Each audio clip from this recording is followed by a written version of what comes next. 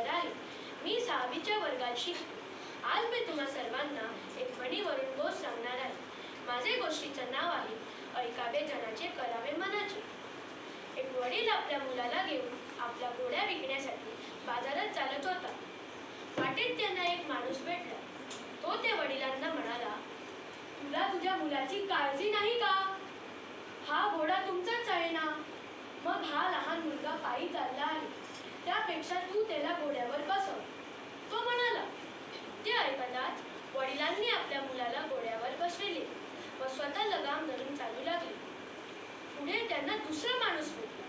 तो मुलाला म्हणाला, आळशी पोरा, तुझे वडील पायी चालत असताना तुला घोड्यावर बसून जायची लाज वाटत नाही का? ते ऐकताच मुलगा घोड्यावरून खाली उतरला. त्याने आपले वडिलांना घोड्यावर बसविले व स्वतः चालू लागले. थोडे पुढे जातात स्त्रिया त्यांच्याकडे बोट दाखवून म्हणाल्या, हे पहा, आपलं मूल पायी चालत असताना हा स्वतः घोड्यावर बसून कसा चालला आहे. त्याला मुलाची काळजीच नाही. ते ऐकताच वडिलांनी आपल्या मुलालाही आपल्या बरोबर घोड्यावर बसून घेतले. ते आणखी थोडे पुढे गेले. तोच एक माणूस त्यांना म्हणाला, हा तुमचाच घोडा आहे का? हा जर तुमचा घोडा असता तर तुम्ही त्याचे असे हाल केले नसते. त्यापेक्षा तुम्ही त्याला उचलून का घेत नाही? आता मात्र दोघेही घोड्यावरून खाली उतरले.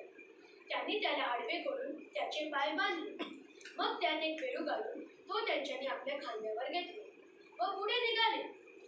एका पुलावरून जाताना सगळे लोक त्यांना पाहून मोठमोठ्याने टाळ्या पेटून हसू लागले.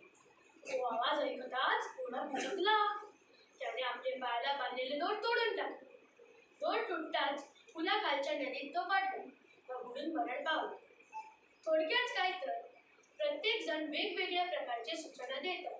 ते ऐकून घेऊन त्याप्रमाणे वागणे व प्रत्येकाला खुश करणे हे योग्य नाही. तर परिस्थितीप्रमाणे योग्य निर्णय घेतले पाहिजे. तर म्हणताच ना, ऐकावे जनाचे करावे मनाचे. धन्यवाद.